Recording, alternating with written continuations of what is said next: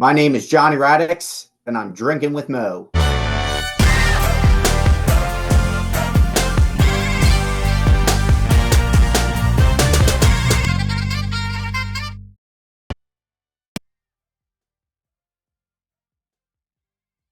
All right, everybody, taking time out before we get this show started. I want to thank Reaper Apparel for having Drinkin' Mo's be a brand ambassador for their clothing line. They got good stuff. They got t-shirts, they got hoodies, they got beanies, they got lots of great stuff, encouraging everybody to break out of their comfort zone, live their best self, and hey, it's something I try to live every day. Now, be sure when you go and you're filling out your order, use the code Drinkin' at Mo's, get 10% off, and the link and the code will both be in the description. Let's fucking go. All right, everybody, welcome to Drinkin' at Mo's. You know the drill by now. YouTube, like, subscribe, share, comment, all that good stuff, because it helps with that pain in the ass YouTube algorithm. We're pretty much most places you can find your audio podcast too. Today, I'm excited to have with me another amazing talent out of H2O Wrestling, Johnny Radex. How you doing? Oh, doing wonderful. That is awesome. You know, as of recording, we're getting close to the, Christmas season and all that. I know, looking forward to seeing some of my family that I didn't get to see last year because of some stuff. We'll just put it that way. Yeah. And I've also had some great wrestling related stuff happen lately, getting to go to the promotion that Sammy Callahan runs, Wrestling Revolver. Got to go to a show of theirs recently, which, the founder of H2O recently, as of this recording, faced off against him, and I believe it was an ICW Knowles Bard. Yes. It was quite a show. They always put on a great show. Everybody on that card is absolutely, definitely deserving of where they are in their position. Yeah. So yeah, I haven't gotten quite to be able to watch that one yet, but I definitely will be. Being damn near 200 episodes of this podcast so far, I've been busy. Oh yeah, the grind never stops, of course. Oh, in hell, once I noticed how close I was to 200 episodes, I'm like, okay, I'm gonna push extra hard to get me right to that point. Oh yeah, I've been seeing a lot of stuff coming out, especially a lot of the talent from H2O, which is always appreciative to give us that spotlight and that opportunity. Oh yeah, the talent from H2O has been very good to me. God, I'm trying to remember how many it's been so far, because it's been quite a bit number. And you know what? I got even more coming up in January. So sounds good. The more the better. Oh yeah. Now, first thing I'd like to start off with each guest with is, what got you started as a fan, and then what got you finally deciding to make that leap into the business and start training and that? So I was an in and out fan. I'm not gonna lie. I there was a point where I kind of did drop off, but my friends actually got me back into it a few years into it. I'm actually now at this point, hard to believe, 20 years in martial arts background. I've gotten a lot of opportunity over there. I've fought for the men's sparring team, where we got to travel nationally and internationally representing the U.S. Got to do that. Actually, I'm scheduled to fight in another World Championships later this upcoming October into next year. Okay. with that background, I got to a point where I had that, you know, if not now, when is it going to happen? Yeah. I was in school at the time, so I took it upon myself to realize I can only obviously be so much places, do so many things, and commit to so many, things at once. And I was like, if I'm doing this, I'm doing this. I'm not going to balance it with a bunch of other stuff or try to. It's always a struggle, but I managed with it. But as soon as I was done school, I was like, I'm doing this. I'm not going back. I did the tryout, which is quite a tryout process, definitely. And and it's been great ever since. Hey, that's awesome. Now, H2O, I don't believe they run the school anymore. Correct me if I'm wrong. I believe I No, saw Tremont had stopped the school. you are correct. The school is not in operation. Uh, but anybody who has been trained or who is trained, we tend to still roll around from time to time, just keep sharp on our skills. Obviously, you don't, got to keep riding that bicycle to stay on it. Oh yeah, and it's one of those things that I imagine is like a never-ending process. Always needing to train, always needing to, like you Oh, said, yeah, of keep those skills sharpened. You're course. always learning, that sort of thing. But in a very much similar sense, that's all I've known realistically since I was 9 years old. Like I said, I had that martial arts background, so it's not really much anything different, especially with the level that I got to. Luckily, in my martial arts career, that takes a lot of time, effort, and not seeing friends. That's part of the business. Nope, that is very true. Both aspects, you know, if you want to get further along, yeah, you're spending a lot of time doing Absolutely. that and not so much with, things outside of that. Yep. It's a quite of a delicate dance, as I call it, of balancing, life, work, wrestling. Uh, Hopefully one day I get to, use this as my mean of income, but as of right now, I have to be realistic and safe. That is the goal, at the end of the day. I mean, that's where I want to be.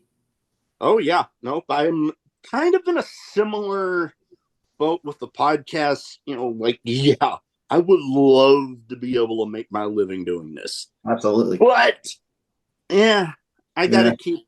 In the meantime, got to keep the course.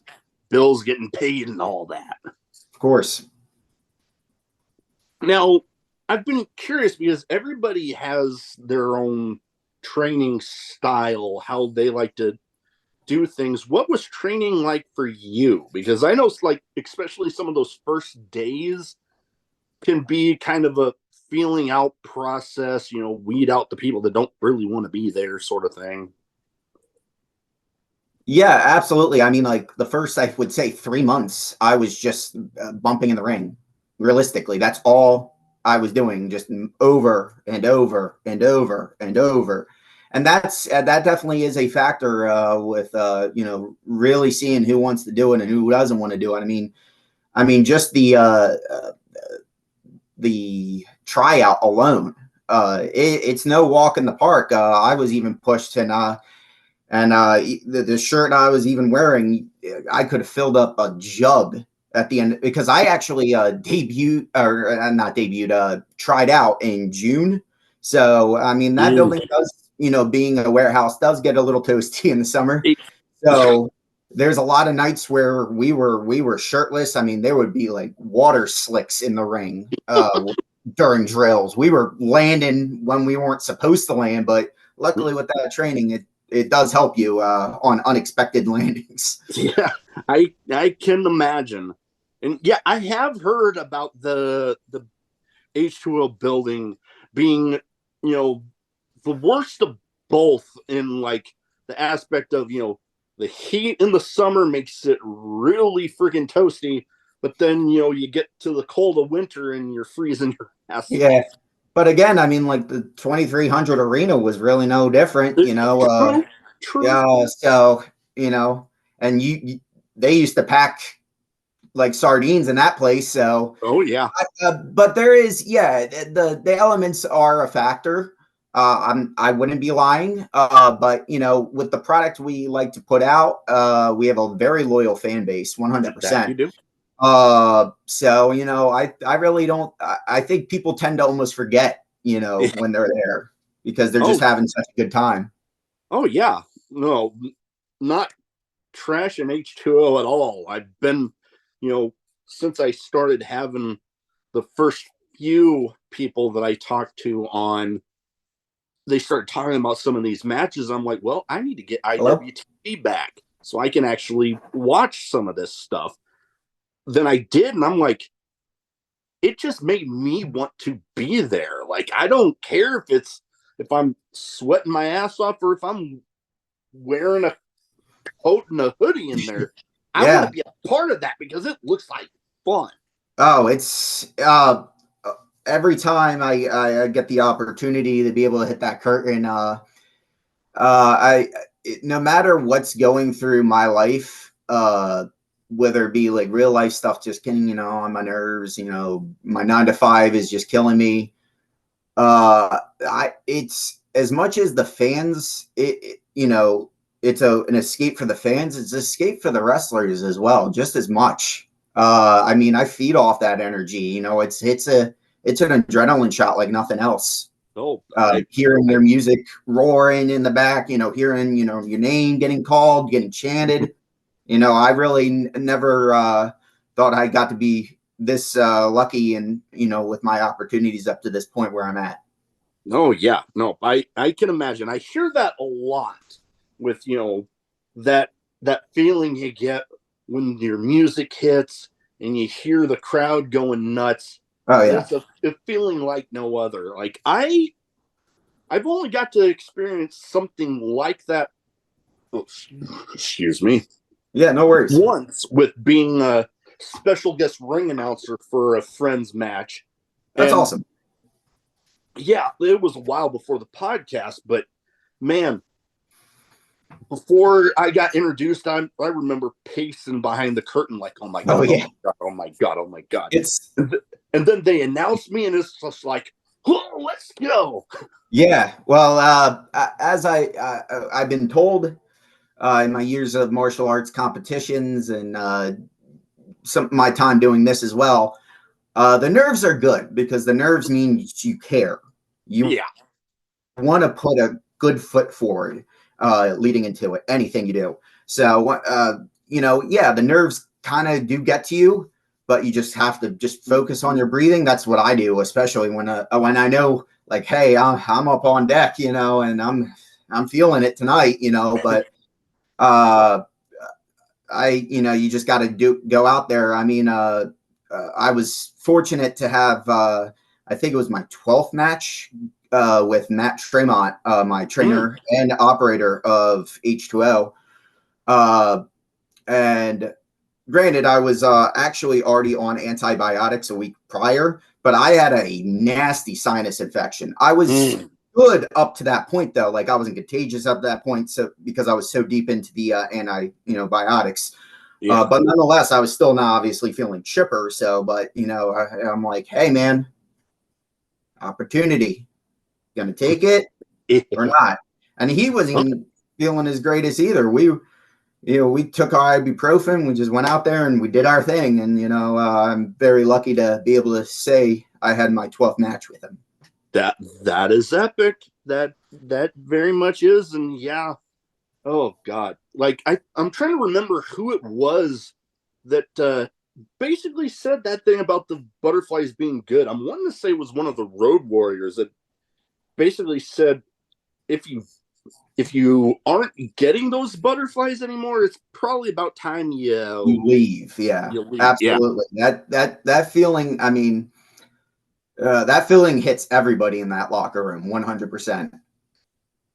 No, I would hope so because everything that I've been seeing, it's been great. I've been loving, you know, going into, well, they, as of recording this, they just had the season finale of Uncharted Territory. Yes. that, and it was epic. I Oh I yeah. did. I was watching it live as it was going on, and good Lord, Hoodfoot coming in. Oh, that was definitely a big surprise.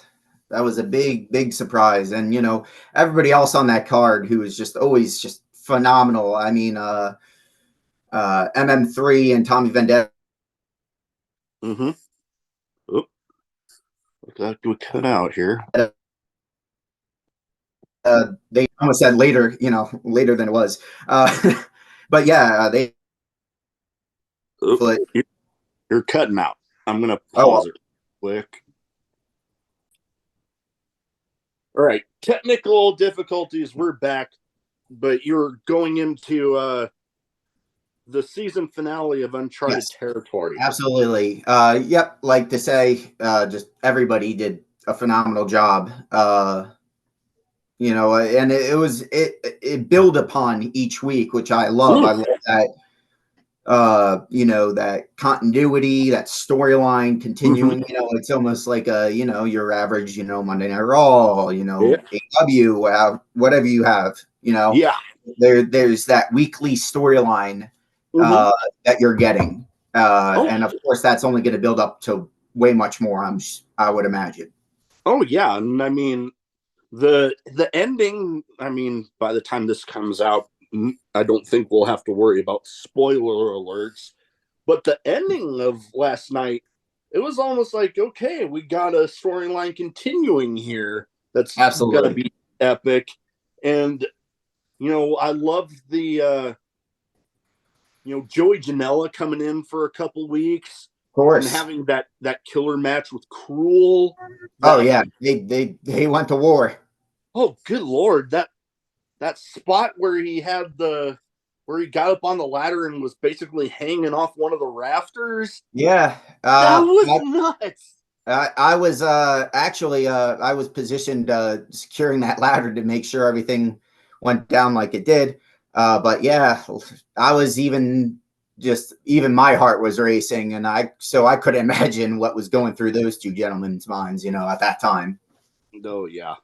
And that was season 5. So looking forward to, what will come next. I don't know if it has been discussed or announced when another season is coming, but I do look forward to that. Um, Absolutely. then, as of recording this, I mean, like I said, this will be out after, but this coming weekend, Torn to Shreds, another show that's Absolutely. looking to be pretty damn epic. I was quite shocked to see Homicide versus Austin Luke. That will definitely be something special. Oh, most definitely. When I saw that, I'm like, oh Yeah. damn, I know what I'm doing Saturday. Yep. And a majority of that card, trained in H2O too, and those who weren't technically trained there are part of the extended H2O family who were, there on a regular basis, of course. Oh yeah. So it's something really special to have that camaraderie in that locker room like that. Oh yeah. It definitely, I get that vibe with the locker room there at H2O. The continuity is definitely there. Now, oh, excuse me. Me and Dr. Pepper have a love-hate relationship. I love it. It gives me the Oh yeah. burps like crazy. Oh no, yeah, regular soda. Oh, it kills me. I've switched to pretty much every substitute, like sparkling water, and Mm. even the probiotic ones that are a little less aggravating on the gut. But yeah, I do have my occasional soda, and I'm like about 30-40 minutes later, I'm like, man, wish I didn't drink that. Like, it's not, for me, it's not so much of a stomach issue. It's just all of a sudden I just start belching like crazy. Oh yeah, absolutely. All right. Now, what I was going to start talking about next was a little video I saw leading into, we talked about stories in H2O. a little video of you and the president with this cabinet thing that it looked like, you have heel factions out there. That cabinet is definitely gaining the bad guy reactions from the H2O faithful. Yeah, all of them, they're in their stride and doing their work, putting the work in. I actually debuted as the security detail for President Edward Hawkins. Yep, he was mentioning that about a little history you guys had. We were in affirmative action together. I did actually ended up stabbing him in the back. So it was definitely something to turn some heads going into the new year. So absolutely, ready to work, ready to go to war. Oh yeah, we'll love to. I'm definitely going to be keeping an eye on how that goes. I'm going to love to see how everything turns out. And, speaking of going into the new year, what are some things you're hoping to accomplish, with the coming year, whether H2O or, any other promotions you might end up being involved with? What are you hoping to have come out of 2024?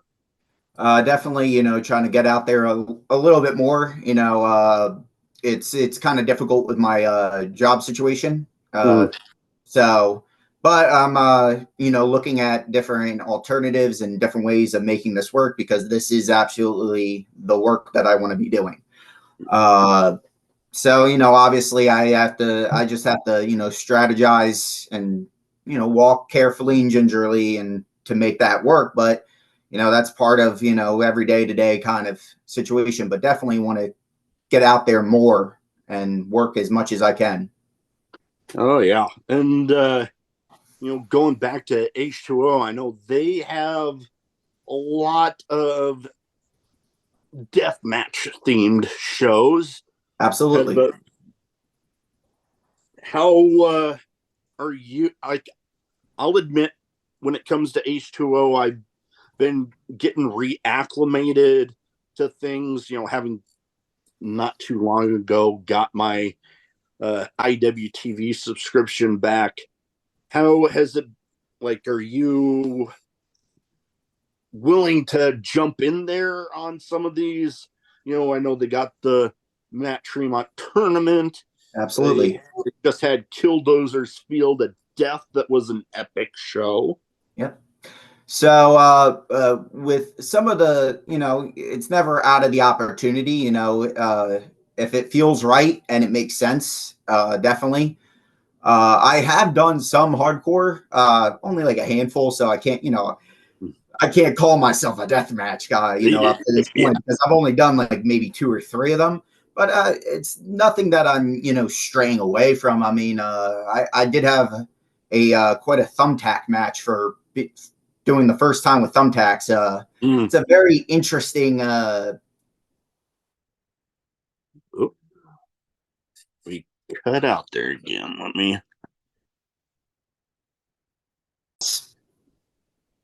All right. Technical difficulties happen, but we're back again. We're going into being willing to be a part of death matches if the situation was right. Definitely, with everything, I just want to make sure, because I'm not against it. To just put it that way, to simplify it, I'm not against it.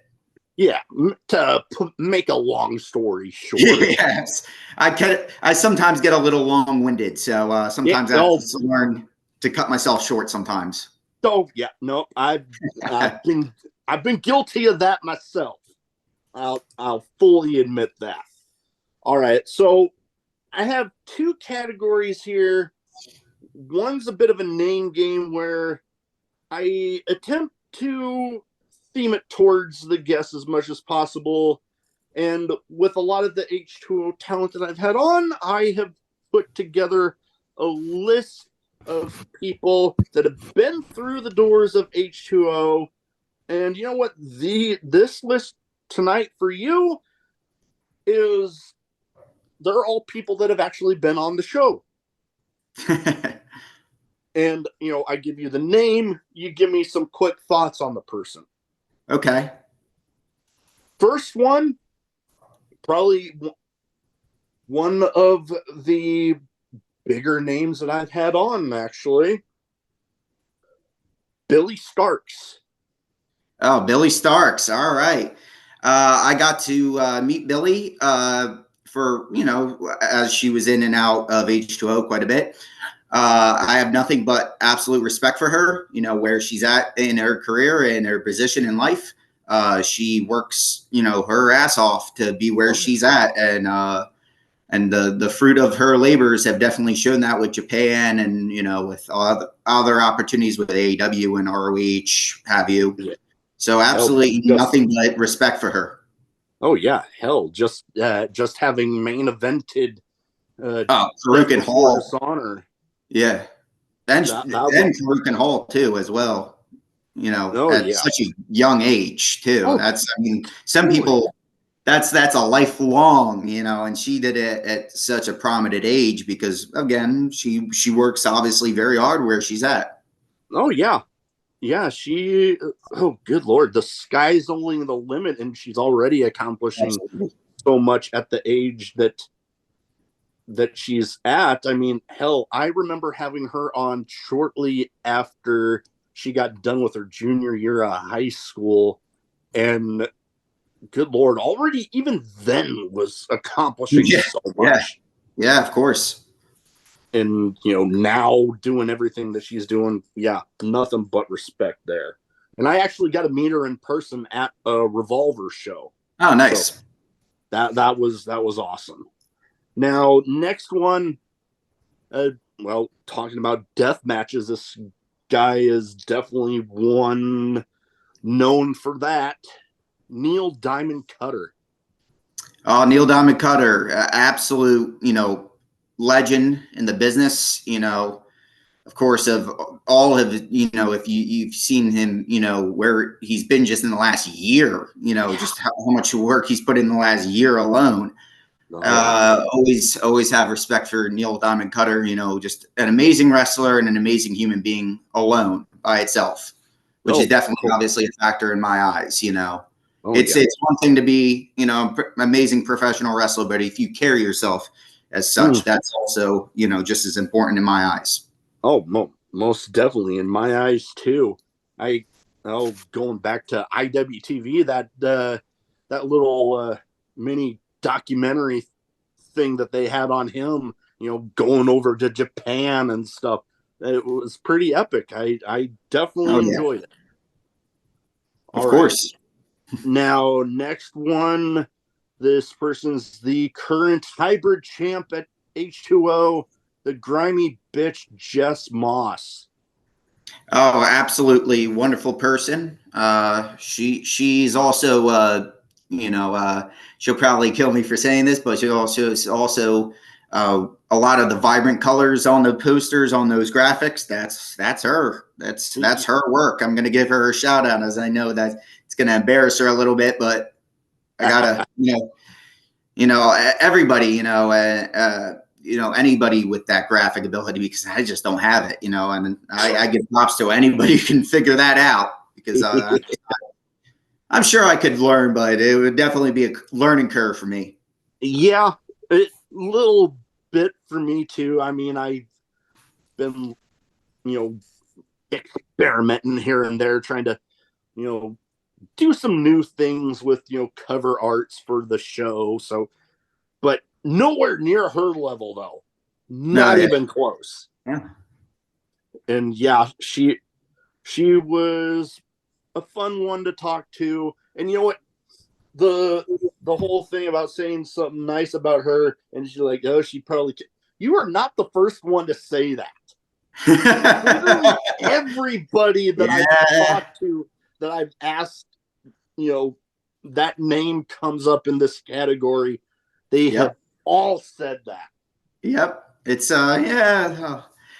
I'm the same way, when like people are, putting any praise, but like it's my motivation of like, hey, don't get complacent, don't get comfortable, because when you get comfortable, that's what kills you. Comfort kills. You got to push and push and push and push. So, Most I take definitely. compliments the same way. So, I'm definitely one who can understand that as well. Oh, and I can definitely understand because I I fully admit I'm my own worst critic. So like Oh, I'll constantly pick stuff apart, oh yeah. but when I'm getting praise from this person or that person, or like to this day it still feels funny for me to say I have fans of the show. Like Oh, I yeah. have fans of me. I'm like, holy shit, this is nuts. Yeah, anytime somebody comes up for like a picture or an autograph, I'm like, all right. Yeah, I can Definitely totally. a weird, especially the first time I was asked for a picture. I was just like, what is real life right now, Yeah. Oh God, when first time I got recognized at a wrestling show I went to, I was like, holy crap, that was nuts. But then when it happened at the zoo here in town, I was like, Yeah, in public, it's always what? something different. Yeah, I've gotten one at a Wawa once or twice myself. It's good because it shows you that you're on the right path and you're definitely getting somewhere. Oh With yeah. Oh yeah, no, I definitely agree. It yeah, like I said, own worst critic, but stuff like that is like, okay, I'm doing all right. I'm doing Yeah, something good here. So yeah. definitely. Now, last but not least, one of my more recent H2O episodes that I've released definitely had a run there on uncharted territory, talking about anthrax. Anthrax. So yeah, I mean, one of the craziest, wrestlers coming out of H2O, always willing to push the limits. I was training, side by side with him, coming up, in training. Uh, was always willing to put the extra curve into it to, add something special to everything he does. Oh yeah. And as of right now, his episode is actually in the top 10 of the most viewed ones on the YouTube channel. Yeah, definitely. I could see why. I mean, like I said, he puts 110% in all he does. He's not gonna dip his toes in the water. He's just jumping in. Yeah. That's a lot of And you people. know what? He's one of them. That is definitely one of the things I like about him, because I gravitate towards those intense in-ring personas, and seeing somebody like him just go full diving into some, oh, it's been epic. I As much of the, you're told growing up as a wrestling fan, cheer for the good guys, boo the bad guys.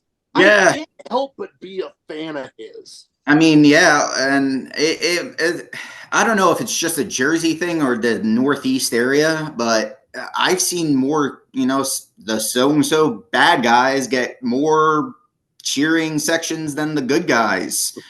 But I think because of in the fans' eyes, everybody wants to be, like a little bit more of a jerk, because, but they can't because their inner monologue is not letting them or whatever it may be. They gravitate towards that to the anti-hero almost. I mean, it's more of an anti-hero anymore because it's not as black and white as it used to be, like good guy versus bad guy. There's a True. little bit more complexity into the storylines now than just simple good guy, bad guy. True. You can definitely say that. I mean, uh, oh, big one right now. MJF has kind of done that where you like kind of blurs the line. Like he's, you know, classically been more of the bad guy, but now he's kind of almost an in-betweener. Like he has his good guy moments, but then he still says stuff, you know, like he's still that scumbag that he openly says. So totally understand. Definitely. All right. Now I have some random questions. Sure. Some might be wrestling related, some might not be. Some might have absolutely nothing to do with anything we've talked about so far. I'm all for it. That's why it's random. So I give you the question. You give me first answer that pops in your head. All right. First one, the one that I always like to lead off with. Craziest in-match moment for you. Or, you know what? We can also say one that you've been there to witness, you know, being a part of the show.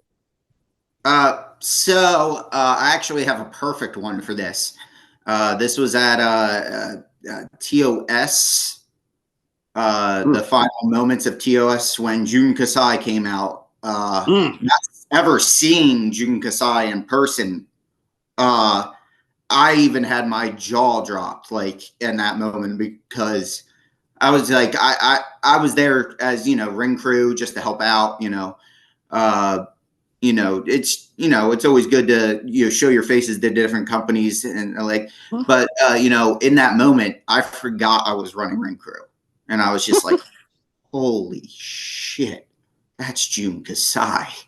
I mean, like I was like starstruck, like, which has happened a lot, not saying I have met people like having 10, 15-minute crowd, but like in passing, just like seeing all these people that I've watched. And it's just like, this is weird. Like, I don't know what to do. Like, I'm going to say hi, of course, and be professional and, obviously show my respect towards them for what they've done in the industry. But yeah, that was definitely the top one. Oh, I can understand why. I know I would have a similar reaction, and I've wanted to be a part of this. Any show that Nick Gage is at. Because especially those GCW shows, I've like the moment his music hits, that whole venue turns into a mosh pit. A giant mosh pit. Yeah. So I love it. Yeah. So funny story on that is I with working as ring crew, you're also kind of working subtly as security in general. You have many hats that day. I've learned that with a lot of GCW shows that you are going to be a man with many hats that day, and you just you got to work with it. But I remember when his music goes off, they were just like, he likes it. He wants them to be in his face. Just let him be. And I'm like, all right, I'll step back, and I'm like, just standing from a distance, making sure it gets a little too crazy, but I'm sure he can handle himself, obviously. So, oh yeah, the multitude of shows that I watched with him on them, I'm like, the thought that pops into my head is like, damn it, I want to be there. Yeah, he definitely carries an aura. On like front row or like sitting more towards the back. I just want to be in the middle of it. Yeah, and with the new venue, it's still the Showboat, but it's a new section of the Showboat that they use. I think with the echoing just makes it more arena sounding. It makes it crazy. Totally. Even though the Carousel Room carried many moments through its tenure with GCW, I definitely do believe that this going forward is definitely a good opportunity. Oh, most definitely. Most definitely. I haven't got to, with as busy as I've been, see too many lately, but the shows that I've seen, I can definitely see where you're coming from with that. And the whole thing about being starstruck, there is one wrestler that would get me totally starstruck. Like, I don't know if I'd be able to get a damn word out. Stone Cold Steve Austin. If Oh, I absolutely. ever got the chance to meet him, it would definitely be one of those like, holy Yeah, you need to take a that's actually him. yeah, absolutely. Just meeting guy, like I said, meeting guys. I still get that, but like that, that's good because it shows who they are and what they've done, and Oh yeah. the weight they carry in that room is definitely there. Oh yeah. And I mean, I kind of got starstruck this one time. I didn't really meet them, but I damn near bumped into them at Disney World. Yeah. I bent down to pick something up, and as I'm getting back up, literally less than a foot to my left, I see that T-Rex skull tattoo on his arm. Boom, there, Kevin Owens, just right Nice. there. And Nice. I'm like, but he was with his family, so I'm like, you know Yeah. what? I Yeah, I he's saw trying to him. have family time, of course. He's trying to have family time. I know I saw him, but Yeah. I will admit I ran up to my wife, caught up with her, and I'm like, oh my god, oh my god, oh my god, oh my god. Yeah. I just saw him. Yeah, my it's always been my rule of thumb if it's in that kind of situation where you acknowledge it, you just give a real quick shake because if somebody's shaking their hand, they obviously, I mean, granted it could be a fan, but more than likely they understand that it's a fellow worker. Just trying to show their respect without making it a big deal or a big scene about it. I've done it plenty of times where I just go up, Charlie, nice to meet you, and all that, and that's where I leave it at, because you still want to, you got to do it because you got to tell yourself, man, I should have done that. I mean, like, I got the opportunity to meet Nick Mondo, which I never thought would be an opportunity. I mean, a guy who's what he did 20 years ago still carries weight in this business, absolutely to this day. And funny enough, I was like, do I go up? And my one friend with me, he's like, you're gonna regret it if you don't. I'm like, you're right, and that's what I did, and then it was a wonderful, moment. Definitely awesome. So the next thing I was wanting to bring up, my wife has like one time asked me, and she looked at me kind of puzzled with my answer. But my question to you here: dream car, like Dream car. Yeah. Ooh, that changes a lot because I'll see something and I'm like, man. But I would say definitely like the Chevelle, like the SS Chevelle, older Mustangs, like the 60s, 70s Mustangs. I'm a muscle car person. I'm not saying I'm not impressed with the luxury kind of stuff. It is cool, but I don't know, man. I like the grittiness of the muscle car style. Just like it looks like somebody slapped this together in a garage, which they probably did. I mean, I know plenty of people, friends and all that who they can get a tuna can out of a car, and they can do some real crazy stuff with it. So I would definitely say anything muscle car related, like the Chevelle and all that. Yeah, my wife, when she asked me, I don't think I knew at the time the exact make and model of the car. I just knew the movie I saw it in. Yeah. And I was like, Vin Diesel's car from the first Fast and Furious movie. Oh, absolutely. Yeah. That'd be awesome. Yeah.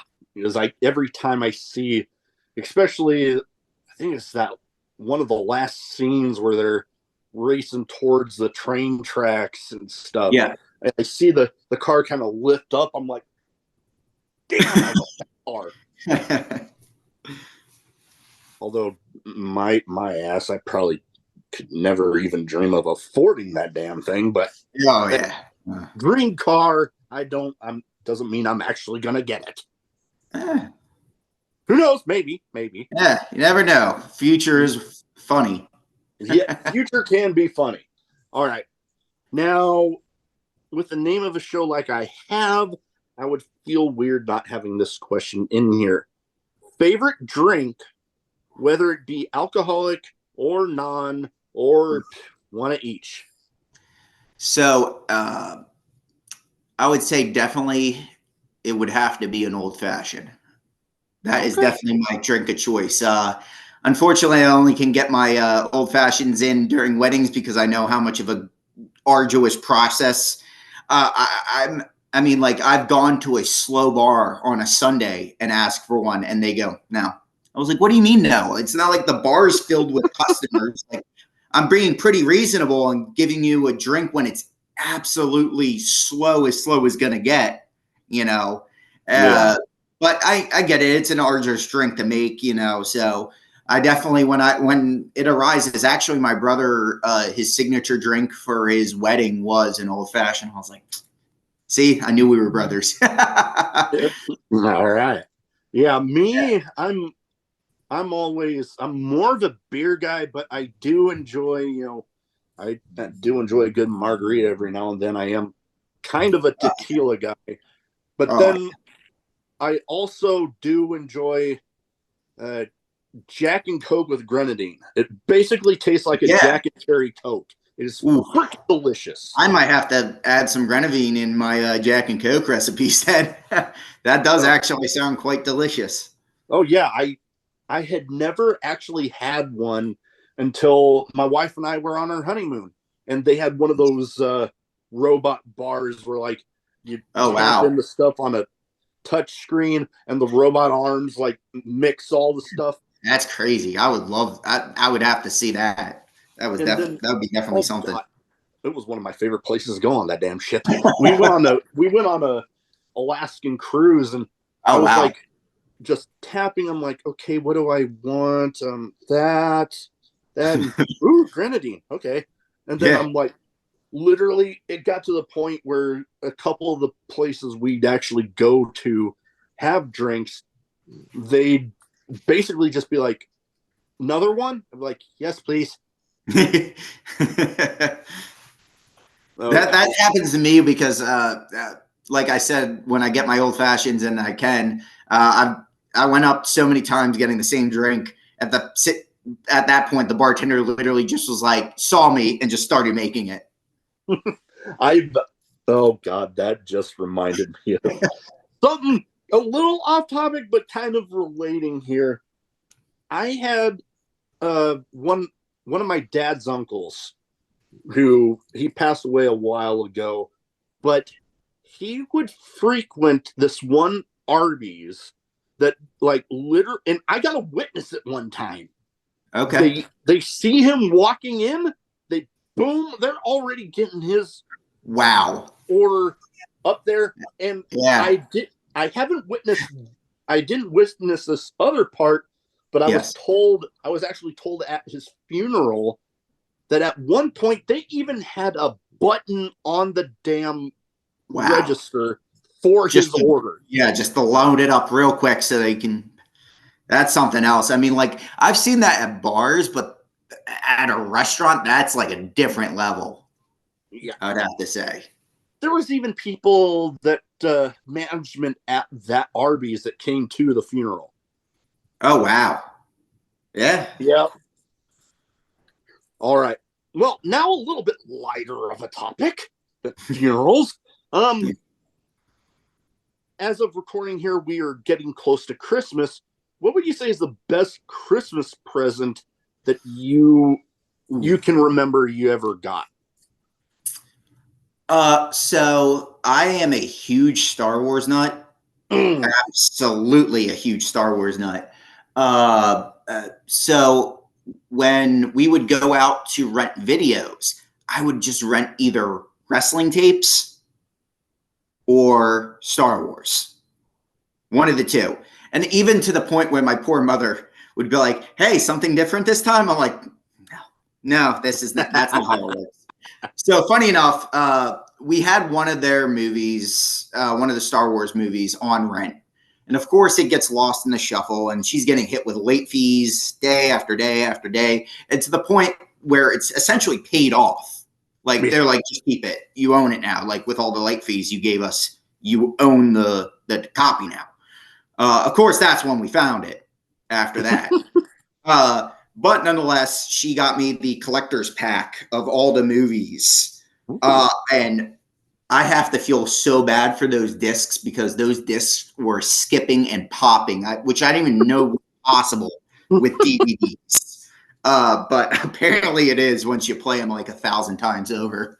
But with like Disney Plus and just having an abundance of stuff on Disney Plus, like series, The Mandalorian. Oh my, because like I was afraid with Disney being, I was like, is it going to be drawn too bad?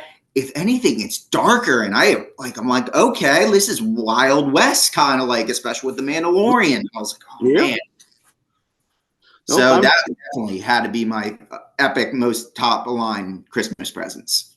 Okay, I can agree that would be epic. I know not so much with the more recent trilogies, but the originals and the prequel trilogies. Yes. I do have the box sets of the Blu-rays of those. Oh wow, nice. You know what? And with moving and stuff, they're around here somewhere, but of course I can't seem to find them at the moment. But yeah, that would be an epic gift. I know mine was, it's a little bit older of a gift because I'm 40 and this happened when I was like in 3rd grade. Okay. But one Christmas, my parents surprised me with tickets to my first ever WWE show. Oh wow. And this is what made it even more epic. It was floor seats, like maybe less than 10 rows from the ring and just a few seats away from the entrance. Oh, okay. So you're on the ramp at that point. Oh, yeah. And the arena recently got torn down that it was at. Yeah. But man, this was just, oh boy. I recently, earlier this year, got to meet Rikishi. And he was actually in that first show as part of the Head Shrinkers, and one of my signed figures I got back here to meet him was him as Head Shrinker Fatu. Oh wow. And I got him to sign that, and I told him the story about him being there, and he was actually going up against Owen Hart and Coco Beware that night. That sounds like a wild match. I would love to see that. Oh, yeah. And then the other one that I remember specifically, because I'm a little 3rd grader at the time, but my personal favorite at the time was Big Boss Man.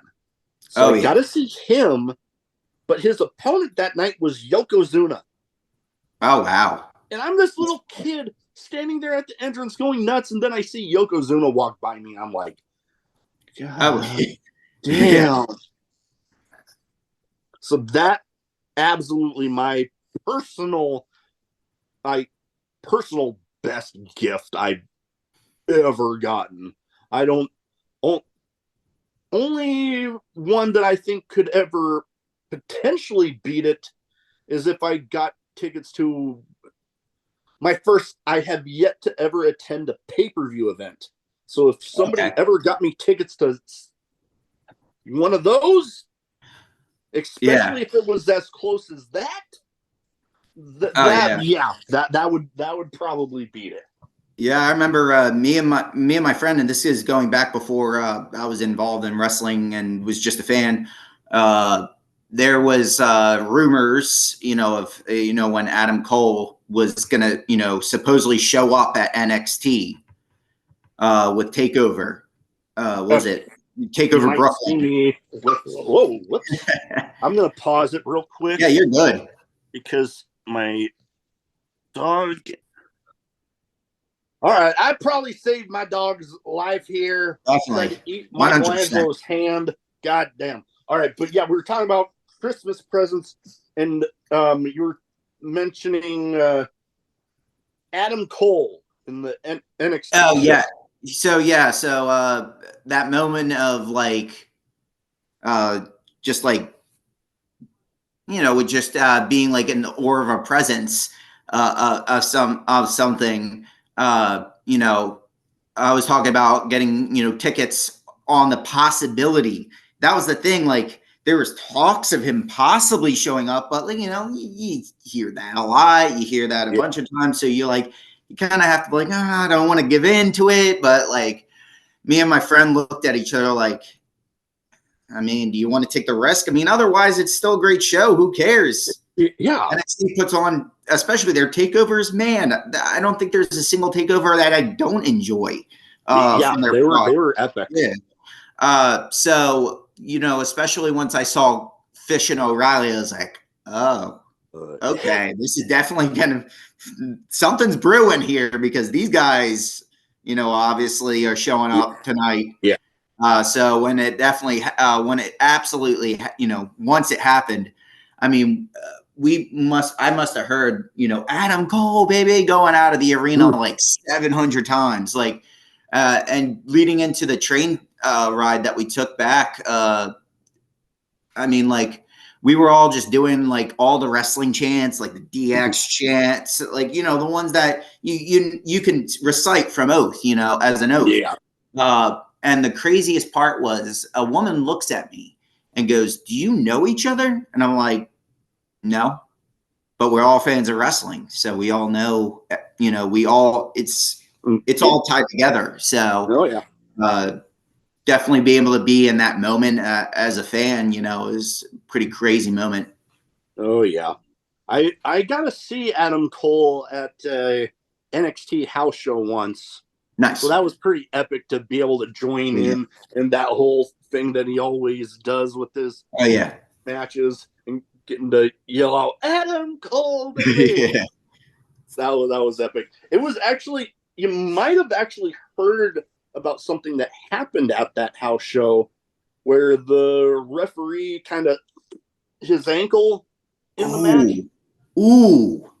And he still finished counted the 1, 2, 3, and they carted him out right by him. Hey man, like a lot of people forget, like those refs are just a part of it as anybody else, and they're taking risks. I mean, there could be a wild shot, something goes awry, and they get cracked with something too. I mean, they're just equally as capable of getting injured as any wrestler is. Oh hell! Speaking of, I actually got to meet this guy one time, but speaking into that, Tim White, how things ended with him. Yeah.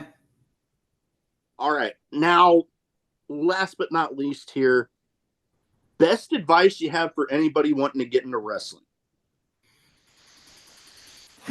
So I would have to say, if you're gonna do it, you gotta do it. You can't like be, oh well, I'm gonna do this with my friends and I'm gonna do that. You have to commit, and it's gonna take a while for your friends to understand. And it's gonna be tough because there's gonna be days that you don't want to be there, man. Like I'm not gonna tell you it's peaches and cream all the time. You gotta do it. You gotta push through, but that's part of being, having that tough wrestler mentality. It's not even just like going, into the tails end of a match when you're tired, you don't want to be in there, but you just have to push and grind. That's equally as much as just showing up. That's really it. I mean, a little quick, way of putting it, just how hectic it can get. Leading up to, the Destiny show we ran, was it 2 years ago now?